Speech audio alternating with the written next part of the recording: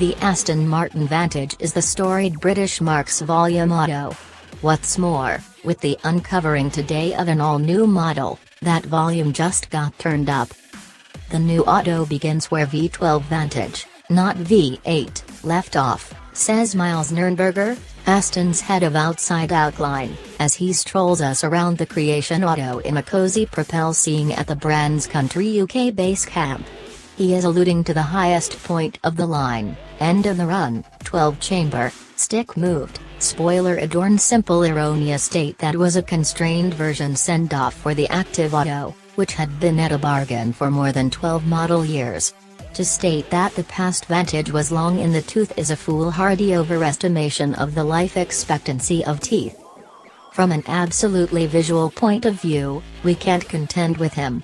The new Vantage is quickly conspicuous as an Aston Martin, with the marque slope climb grille, exotically fresh hood, mesomorphic flanks, squinting nursery and tuck tail. Be that as it may, the auto can nearly be heard, fuming, with one's eyes. Most importantly, the tone the brand has chosen as a dispatch shading, lime essence, looks like ionized absinthe. Furthermore, the auto is rimmed along its ground-embracing under areas, from button to raise, in a V-pronged ligament of starkly differentiating cleaned carbon fiber air impacts. It scoffs menacingly through barely level, Silakian eyes. It flashes a triangular carbon burgonet on each cheek, protective layer sufficiently powerful to avoid a Napoleonic receiver.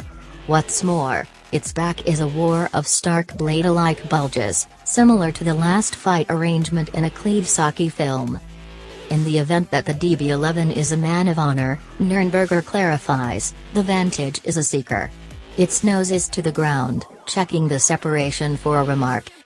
It's the shade of a predator in nature, clarifies Aston's straight-talking CEO, Andy Palmer. Take a gander at a wasp. Its hues caution, remain away. Not get under the skin of different drivers is, as we would see it, one of the main focal points of driving an Aston, particularly versus some of its flashier, Italian, rivals. Evidently, Aston knows about this and furthermore offers the new Vantage in a more curved palette and trim. We'd spec our own in a more conventional shading, as greyish hardly green, with glossy silk titanium trim and body shading zygomatic inserts.